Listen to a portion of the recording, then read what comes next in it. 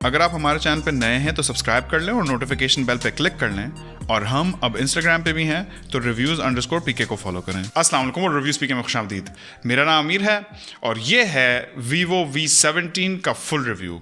मैंने कुछ दिनों पहले ही इस फ़ोन की अनबॉक्सिंग भी चैनल पे अपलोड कर दी थी, तो अगर आप देखने में इंटरेस्टेड हो तो जाके देख सकते हैं। बेसिकली Vivo V17 इनके V17 Pro का एक वाटर डाउन वर्जन है। V17 Pro को पिछले महीने ही लॉन्च किया गया था और उस फ़ोन की खासियत ये थी कि उसके अंदर एक ड्यूअल पॉपअप सेल्फी कैमरा डाला गया था। जबकि Vivo V17 की खासियत ये है कि इसमें एक होल पंच डिस्प्ले दिया गया है। Vivo इसको आई व्यू डिस्प्ले कह रहे हैं और बकौल Vivo this is the smallest hole punch cutout in a phone right now. और यही इस फोन की यूनिक बात है और इसकी खासियत है, क्योंकि इस प्राइस रेंज में बहुत ही कम फोन्स हैं जिनके अंदर होल पंच कटआउट्स देखने को मिल रहे हैं। अगर प्राइस की बात कर ली जाए तो V17 की पाकिस्तान में रिटेल प्राइस 60,000 रुपए है और यहाँ 8 GB रैम और 256 GB बिल्ट इन स्टोरेज वाला वेरिएंट है। और अगर आप इंडिया में देख रहे हैं तो आपके यहाँ रिटेल प्राइस तकरीबन 23,000 रुपए है, मेरा ख्याल है 22,900 के आसपास की है। लेकिन इंडिया में जो वेरिएंट है वो है 8 GB रैम और 128 GB बिल्ट इन स्टोरेज। अब आप में से बहुत सारे दोस्तों का मैसेज और कमेंट्स आए हैं कि भाई इंडिया में इतना सस्ता है, पाकिस्तान में इतनी ज़्यादा प्राइस क्यों है। तो भैया परचेजिंग पावर पैरिटी आप गूगल कर लें तो आपको डिफरेंस पता चल जाएगा। बेसिकली हमारी करेंसीज का फ़र्क है। तो कुछ दिन Vivo V17 को इस्तेमाल करने के बाद मेरे क्या ख्याल आते हैं, आइए देखते हैं। रिव्यू को शुरू करते हैं डिज़ाइन और बिल्ड क्वालिटी से। तो मुझे इस बात पे थोड़ा ताज्जुब हुआ कि Vivo V17 की बिल्ड प्लास्टिक की है। इसका लुक काफ़ी शाइनी है और दिखने में ग्लास जैसा है, लेकिन इस प्राइस रेंज में और इससे कम प्राइस रेंज में भी Realme XT और Redmi Note 8 Pro जैसे फ़ोन्स Gorilla Glass 5 के फ्रंट और बैक ऑफर कर रहे हैं। लेकिन अगर बात करें लुक की तो मुझे Vivo V17 काफ़ी पसंद आया। इस ब्लैक वाले कलर में एक सिल्वर ब्लू टाइप की चमक आती है, जिसकी वजह से ये फ़ोन काफ़ी खूबसूरत लगता है। फ़ोन हाथ में उठाने में बहुत ही कंफर्टेबल है। प्लास्टिक बिल्ड होने के बावजूद बड़ी बैटरी की वजह से फ़ोन हल्का नहीं फील होता। अगर बटन प्लेसमेंट की बात करें तो फ़ोन के राइट साइड पे वॉल्यूम रॉकर्स और पावर और स्क्रीन ऑन ऑफ बटन्स हैं, जबकि लेफ्ट साइड पे सिम ट्रे है। और नीचे वाली तरफ एक headphone jack, mic, USB Type-C port और स्पीकर ग्रिल हैं। अगर बात कर लें डिस्प्ले की तो Vivo V17 में 6.44 इंचेस का सुपर एमोलेड डिस्प्ले लगा हुआ है, जिसका रेजोल्यूशन फुल HD 1080x2400 है और पिक्सल डेंसिटी 409 ppi है, जबकि एस्पेक्ट रेशियो 20:9 है। जैसा कि आपको इंट्रो में बताया, Vivo इस डिस्प्ले को आई व्यू डिस्प्ले कह रहे हैं क्योंकि इसके अंदर ये होल पंच कटआउट है और बकौल Vivo ये दुनिया का सबसे छोटा होल पंच कटआउट है। अगर डिस्प्ले की क्वालिटी की बात करें तो मुझे बहुत ही पसंद आई। कलर्स पंची हैं और डिस्प्ले बहुत ही क्रिस्प है। होल पंच डिस्प्ले का जो लुक होता है ये बड़ा ही मॉडर्न और ट्रेंडी है और बहुत से लोग इस बात को बहुत पसंद करते हैं। यकीनन ये होल पंच डिस्प्ले इस फोन का एक पॉजिटिव सेलिंग पॉइंट है। फोन में एक इन डिस्प्ले फिंगरप्रिंट सेंसर भी दिया गया है और अगर इसकी स्पीड की बात कर ली जाए तो मुझे काफ़ी फास्ट और रिस्पॉन्सिव लगा। डेली यूज़ में फ़ोन को एक्सेस करना भी बहुत आसान था, मुझे बहुत ज़्यादा कोई इशूज़ नहीं हुए। और साथ ही साथ फ़ोन के अंदर फेस अनलॉक का फीचर भी दिया गया है जो कि ब्लेजिंग फास्ट चलता है, लेकिन ऑफकोर्स फेस अनलॉक को बहुत ज़्यादा सिक्योर नहीं समझा जाता। दोस्तों अब बात कर लेते हैं कुछ स्पेसिफिकेशंस और इंटरनल्स की। तो Vivo V17 में Snapdragon 675 चिपसेट लगाया गया है जो कि 11 नैनोमीटर्स के आर्किटेक्चर पर बेस्ड है और साथ में Adreno 612 GPU है।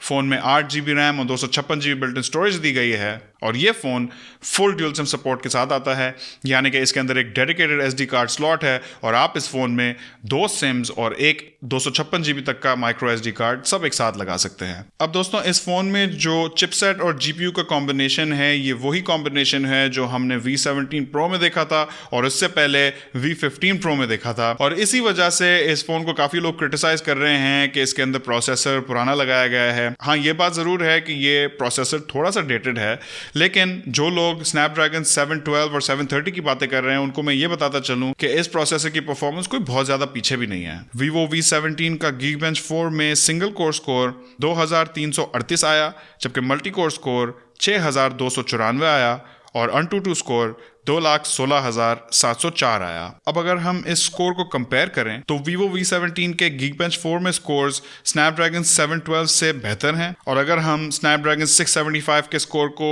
Snapdragon 730 के स्कोर से कंपेयर करें तो वो भी इससे कम से कम Geekbench रिजल्ट्स की हद तक बस थोड़ा सा ही बेहतर है। अगर AnTuTu बेंचमार्क जो कि GPU को भी मेजर करता है उसके स्कोर्स को कंपेयर करें तो यहाँ Snapdragon 675 की कमजोरी सामने आती है, जहां इस लिस्ट में सबसे महंगा फोन होने के बावजूद बावजूद भी Vivo V17 के स्कोर सबसे कम हैं, definitely not a good look. लेकिन ये भी देखें कि स्नैपड्रैगन 675 की परफॉर्मेंस स्नैपड्रैगन 712 के आसपास ही है। कहने का मकसद ये है कि स्नैपड्रैगन 675 बेशक थोड़ा सा पुराना चिपसेट है, लेकिन अभी भी काफ़ी पावरफुल है। डे टू डे यूसेज में फ़ोन बहुत ही स्मूथली चला, ऐप्स बहुत आराम से खुल रही थी, मुझे इस फ़ोन को यूज़ करते हुए कोई लैग भी नहीं महसूस हुआ और फ़ोन का रीबूट टाइम भी ज़्यादा लंबा नहीं था। और अगर गेमिंग की बात करें तो ये चिपसेट और जीपीयू कॉन्फ़िगरेशन आजकल की मेजर गेम्स आराम से चला लेगी। हमने इस फ़ोन पे पबजी खेली और game by default high settings पे चली, बहुत ही स्मूथ और लैग फ्री। इसके साथ साथ हम कॉल ऑफ ड्यूटी भी हाई ग्राफिक्स और हाई फ्रेम रेट पे बिल्कुल स्मूथली चला रहे थे। इनफैक्ट मैंने इसे अल्ट्रा हाई सेटिंग्स पे भी खेला और कोई लैग नहीं महसूस हुआ। अगर स्पीकर की बात की जाए तो Vivo V17 में एक बॉटम फायरिंग स्पीकर है जो कि काफ़ी तेज़ हो जाता है और हाई वॉल्यूम्स पे भी साउंड फिडेलिटी बिल्कुल ठीक थी। लेकिन अगर साउंड क्वालिटी की बात की जाए तो मुझे बेस थोड़ा सा कम लगा, जबकि ट्रेबल काफ़ी स्ट्रॉन्ग था। अब बात कर लेते हैं इंटरफेस की, तो Vivo V17 में Android 9.0 पाई लगाया गया है, जिसके ऊपर Vivo की अपनी फन टच OS है जो कि बेसिकली एप्पल के iOS से इंस्पायर्ड है। तो सारे आइकॉन्स होम स्क्रीन पे ही होते हैं, साथ ही साथ मेन्यूज़ भी एप्पल के जैसे दिखते हैं और कंट्रोल पैनल भी स्क्रीन के नीचे से खुलता है जैसा पहले एप्पल के फ़ोन्स में होता था। दोस्तों, हम बात कर लेते हैं बैटरी की, तो Vivo V17 में 4500 मिलिएम्प आवर की बड़ी बैटरी लगाई गई है। मेरे लिए पर्सनली बैटरी जितनी ज़्यादा बड़ी हो उतना अच्छा है। साथ ही साथ फ़ोन के अंदर Vivo की ड्यूल इंजन फास्ट चार्जिंग भी मौजूद है, जिससे फ़ोन 18 वाट पे चार्ज होगा। अगर चार्जिंग टाइम की बात करें तो 30 मिनट में 30% बैटरी चार्ज हुई थी और पूरी बैटरी चार्ज होने में 2 से सवा 2 घंटे लगेंगे। अगर बैटरी लाइफ की बात की जाए तो V17 हैवी यूसेज के साथ भी एक दिन तो बहुत आराम से निकाल लेगा, और अगर आपका यूसेज लाइट हो तो 1.5 से 2 दिन भी निकल जाएंगे। और इसकी वजह यह है कि इस फ़ोन की बैटरी काफ़ी बड़ी है साइज़ में, साथ में एक एमोलेड डिस्प्ले है, और अगर आप डार्क मोड ऑन कर दें तो काफ़ी सारी बैटरी आपकी सेव होगी। तो अगर आपका यूसेज बहुत ज़्यादा हाई प्रोडक्टिविटी है या गेमिंग का भी हो तो ये बैटरी आपका काफ़ी साथ देगी। दोस्तों, अब बात कर लेते हैं V17 के कैमरास की।